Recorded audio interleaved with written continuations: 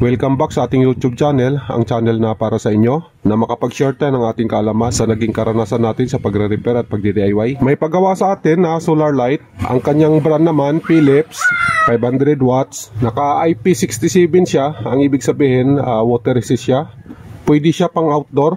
Kahit na maulanan siya, okay lang. Kasi nga, naka IP67, hindi siya basta-basta na mabasa siya ng ulan o mapasukan ng tubig. May kasama na siyang solar panel.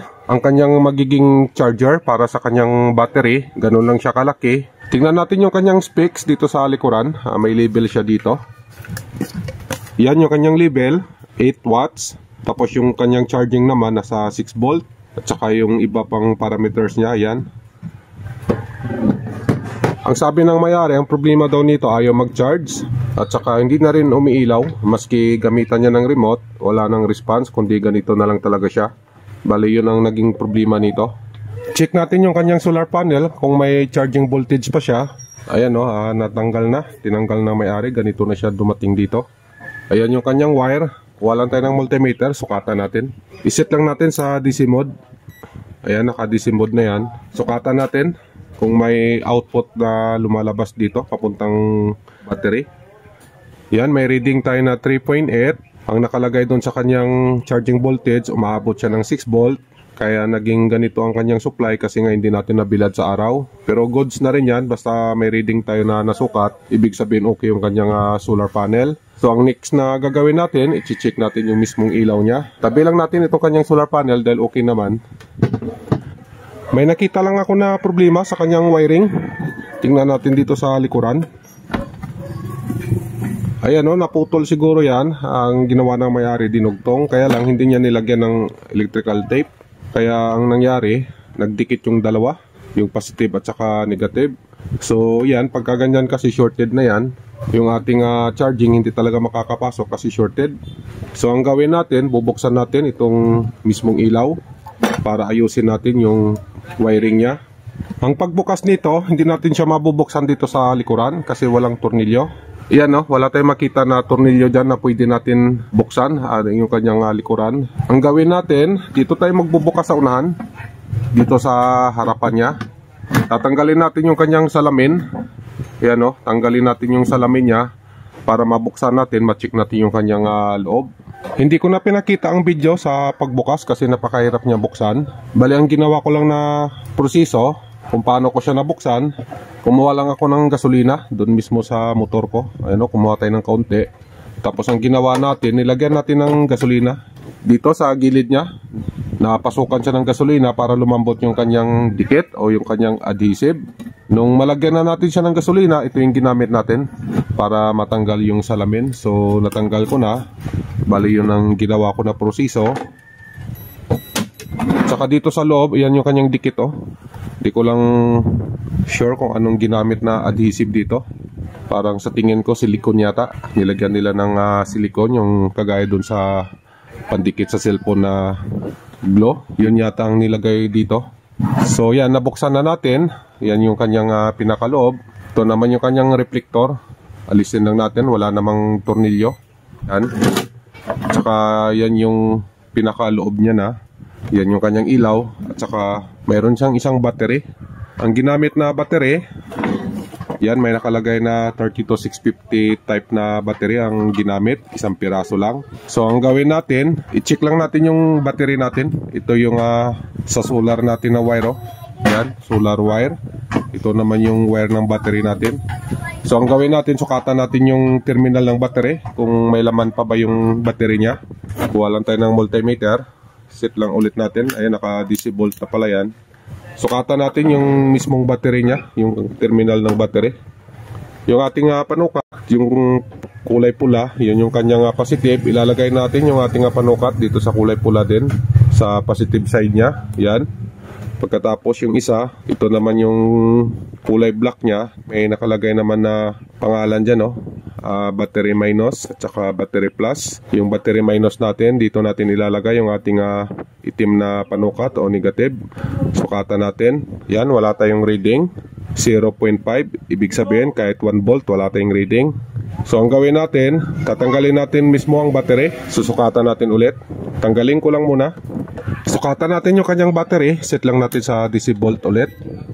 Yung ating positive na panukat, ilalagay natin sa positive side. Negative side naman yung kulay black. Ayan o, wala talagang reading. 0.6, maski 1 volt, wala talaga. Yan yung reading. Try natin buksan ang kanyang battery. Nakabalot kasi yan. Bubuksan lang natin, tatanggalin natin yung nakabalot na yan. Titingnan natin kung may BME siya.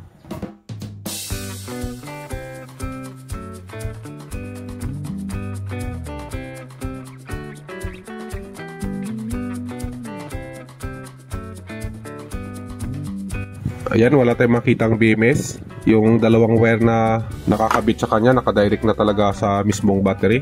Ayan o. Ang gawin natin dito, try nating i-charge kung mabubuhay pa. Mostly kasi pag ganito na yung reading ng battery, considered na sira na talaga siya. Pero try lang natin kung gagana pa ba o hindi na. Kung hindi na gagana, malamang papalitan natin. Try nating i-charge galing sa ating back converter na supply. Kung magcha-charge pa ba ang battery. Sukatan lang natin. Ayan, may reading tayo na 4 volts. Bali, ang ginawa ko, sinit ko lang siya sa 4 volts. Try natin kung magkakarga ang battery. Ihinang ko lang siya dito sa terminal ng battery pagkatapos i-charge natin. Connected na yung ating charger sa battery. Try natin dito sa ating back converter kung kakain siya ng ampere. Ibig sabihin, kung kumakain siya ng ampere, nagcha-charge. Iyan yung ating back converter. Nakaset yan sa 4 volts. So, ang gawin natin, i-on lang natin. Ayan, naka-on na. Ayan o, kumakain naman siya ng wattage. Bali yung pinaka-charging niya nasa 1.7 ampere. Try lang natin kung mapupuno siya, pero maliwanag na maliwanag, nagkakarga naman. Kasi ayan o, kumakain kasi siya ng amperahe. Ibig sabihin, tumatanggap siya ng charging. Hintayin lang natin after 1 hour. Pagkatapos sukatan natin ulit. Habang naka-charge yung kanyang battery, gawin lang natin yung kanyang pasukan ng charging papuntang ilaw. Ito kasi kanina yung shorted na dumikit yung dalawang wire, yung kanyang positive at saka negative. So ang gawin na lang natin, lalagyan na lang natin siya ng connector. Baling ilalagay natin dito sa kanyang ilaw yung female connector at saka male connector naman yung galing sa solar panel papasok sa dito sa kanyang ilaw. Okay lang naman na ito ang gawin natin kasi hindi naman nababasa ng ulan to. Ang may-ari kasi nito, Bindor, nagtitinda. Bali, ito yung ginagamit niya na pang-ilaw sa gabi habang nagtitinda siya. So okay lang na ito lang yung ilalagay natin kasi hindi naman siya exposed dun sa ulan. Ilagay ko lang. Dito natin siya ilalagay sa butas na yan, no, na pinanggalingan ng wire. Papalitan natin ng konektor. Napalitan na natin ang konektor. Ayan na yung kinalabasan. At saka dito sa kanyang likuran, ayan o, ganyan na siya. At saka yung ating solar panel naman, pinalitan ko siya ng wire. Yan yung wire na pinalit natin. Yung kanyang dulo naman, ayan na o. Sukatan natin yung reading nito. Kuha lang ako ng multimeter. Set lang natin yung ating multimeter sa ganun na setup din, DC volt. Sukatan natin. Malamang mababa na siguro ang reading kasi hapon na dito sa amin. Yung negative natin dito sa labas, yung positive sa loob. Ayan, may reading pa tayo na 3.8 volts, 3.7. Hapon na kasi kaya mababa yung kanyang reading. So ang gawin natin, ipapasok natin dun sa ilaw natin. Titingnan natin kung makakapasok yung charging papuntang battery. So ilagay lang natin dito. Ayan, nakalagay na yan. Umilaw. Ibig sabihin gumagana yung charging nyo. Ayan o, may red indicator siya. Sukatan natin yung terminal ng battery kung nakakapasok yung charging papuntang battery. Sukatan natin yung battery plus dito sa terminal ng battery natin. Yan. Tsaka yung ating negative dito sa battery minus. Battery plus to. Itong kabila naman yung kanyang battery minus. Ayan na, may charging siya na 2.19 or 2.2 volt. Ayan, mababa na kasi yung try natin i-ano yung solar panel natin. Ayan, ganyan. Sukatan natin ulit dito sa kanyang terminal ng battery kung nakakapasok ba yung charging. Ayan no, 2. Ayan, hindi siya stable. So okay naman, nakakapasok yung charging. Okay na yung ginawa natin na pinalitan natin ng connector. So ang gawin natin, check natin yung battery na naka-charge kung okay na ba yon. Nasa 2 hours na rin yung pagcha-charge ko sa kanya. Try natin kung ilang volts yung inabot niya. Tanggalin lang muna natin. Yan, ganyan. Reading natin yung kanyang battery. Na-charge ko siya ng mahigit 2 hours. Yung ating multimeter, ganun din yung setup, naka DC volt. Yung ating panukat dito sa kulay pula, sa positive side. Yung ating negative dito sa negative side, sa kulay black. Ayan, may reading naman na 3.3. So ibig sabihin na tumanggap siya ng karga kasi nagkaroon siya ng karga. Kanina wala kasing karga to, 0 volt. So ngayon na-charge natin, nagkaroon na siya ng karga na 3.3. Ang gawin natin, ilalagay natin doon, ibabalik natin sa pinagkuhaan natin. Try natin kung iilaw na yung ilaw niya. Ihinang ko lang muna doon. Naibalik ko na yung kanyang battery, nahinang na rin natin dito sa kanyang battery terminal. Nagkaroon siya ng red indicator. Ayan flashing yung kanyang red indicator. Subukan natin sa remote kung aandar ba yung ilaw. On lang natin. Ayan, okay na, umilaw na siya Okay na, nagawa din natin. Ang nangyari sa kanya dahil sa wiring, shorted kasi yung wiring kanina, at saka yung battery niya na drain, naging 0 volt kanina. So ngayon, chinarge natin, nagkaroon naman siya ng voltahe, at saka yan na yung kinalabasan, gumana na, umilaw na rin. Patayin ko lang. Ayan, patay na. Lagyan natin ng charging. Kaya lang mahina na yung araw. Hapon na. Ayan, try nating i-remote kung iilaw pa ba.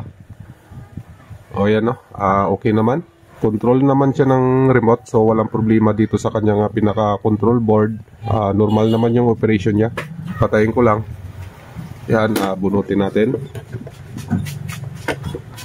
Okay na, nagawa din natin ng unit. So ang gawin ko dito, tatakpan natin. Ibabalik natin yung mga tinanggal natin, yung kanyang reflector. Tsaka ayusin pa natin yung kanyang battery. Lalagyan natin ng balot kasi may balot kanina yan. At saka ito naman yung balot ng kanyang terminal. Ibabalik natin. Siguro sa balot niya yung tape na lang ilalagay natin kasi sira na yung balot na tinanggal natin kanina. I-assemble ko lang muna. Okay na, na-fix na natin yung kanyang battery. Bali, naka-glue stick lang naman yung pandikit niya. At saka binalotan natin ng tape. Ayan lang yung binalot natin. Balik natin yung kanyang reflector.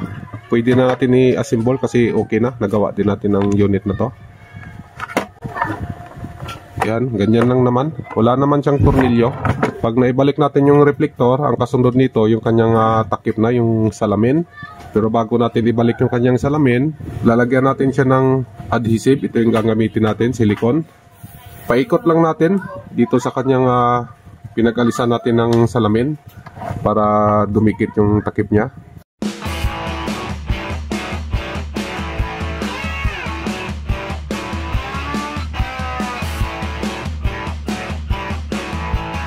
Okay na yan, naikutan na natin ng adhesive. Ibabalik na natin yung salamin niya. Punasan ko lang muna para maalis yung yung dumi niya. Ibabalik na natin yung takip. Ayan, okay na. Patuyuin na lang natin siya. Habang pinapatuyo natin, i-charge natin dahil sa wala ng araw, gagamitan na lang natin ng ating back converter kasi gagamitin niya daw mamayang gabi to, magtitinda siya, kulang kasi yung karga niya, kaya i-charge natin habang nagpapatuyo. Bago natin i-charge, sukatan lang natin yung supply ng ating back converter. Bali ang ginawa ko, sinit ko sa 6 volt, kaya 6 volt yung ginamit ko na charging voltage kasi nga base dito sa kanyang solar panel, yung charging niya kasi nasa 6 volt. Ayan 6 volt yung kanyang voltage. Yan, so yan din ang gagamitin natin na pang charge sa kanya. Sukatan ko lang yung ating negative dito natin ilalagay sa labas, yung ating positive doon sa loob kasi naka-polarity siya. Yan yung ating reading, 6.1 volt. Okay na yan. I-charge natin para madagdagan yung karga. Mamaya niya pa naman kunin to gabi. So habang wala pa siya, i-charge natin para pagdating niya baka ma-fully charge pa natin. Yan, okay na yan. I-charge lang natin hanggang sa dumating yung may-ari. Hanggang dito lang tayo. Maraming salamat nga pala sa oras nyo. Sana makatulong sa inyo ang ginawa nating video. Kung nakabinipit kayo, pahingin na lang din ng like at saka subscribe. Mag-iingat kayo lagi. God bless inyong lahat. Bye-bye.